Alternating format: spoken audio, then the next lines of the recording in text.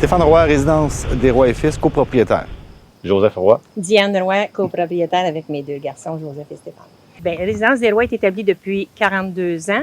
Puis depuis 3 ans, mes deux garçons sont associés à moi.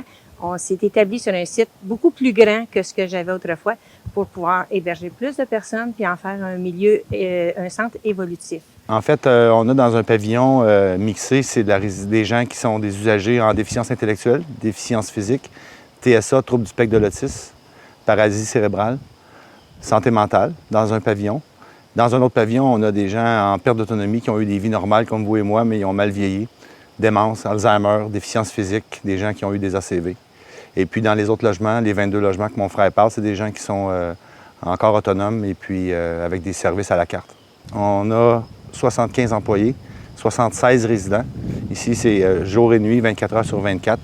Par rapport à la mine, on se situe au sud-est, à environ peut-être 5 à 10 km à vol d'oiseau des chantiers miniers. On est le bassin, un des premiers bassins avec le lac des Plages qui va recevoir les eaux pluviales.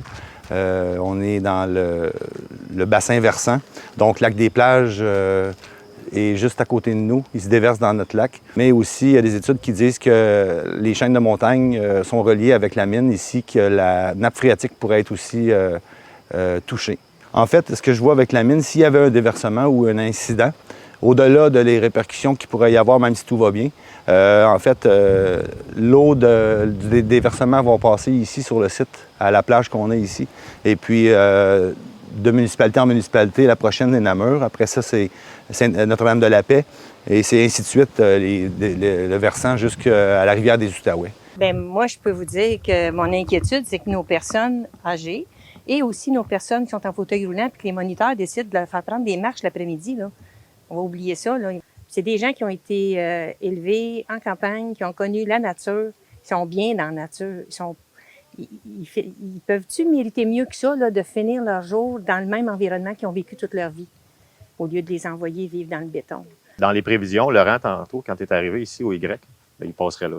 De ma maison, du reste des bâtiments, bien, on parle de quelques centaines de pieds. Bien, on a ouvert ici pour justement avoir un modèle dans la forêt pour le calme, que là, on n'aura plus le calme. Je veux pas, c'est des camions, la vibration, ainsi de suite. Et c'est un endroit paisible qui ne le sera plus si la mine rouvre.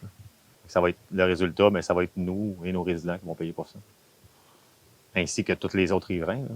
Notre site, présentement, comporte 2 phases, mais on a 2 autres phases aussi pour l'agrandissement, puis le rendre encore plus beau, encore plus génial, si on veut. Mais ça va-tu nous tenter si les mines passent? Les gens vont-tu vouloir venir habiter ici quand même? Fait que, on est en plein milieu de notre projet, puis on ne sait pas si... On sait que ça va continuer, mais on investit vraiment sur les 2 autres phases, les prochaines, où on attend. Là, on est comme dans l'incertitude pas mal.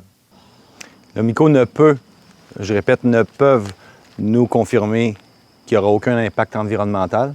Juste pour ce petit risque-là, ça ne vaut pas la peine de risquer l'environnement actuel avec la beauté des sites et des lacs autour de nous qui font le joyau de notre région. La mine, il y a de la place pour les mines, mais pas ici.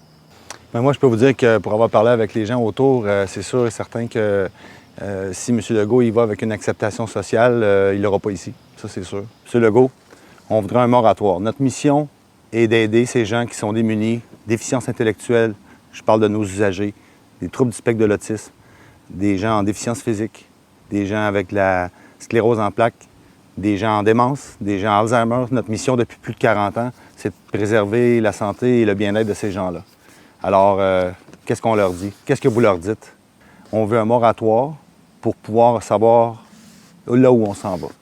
Un moratoire pour faire le point sur la situation. Merci, M. Legault.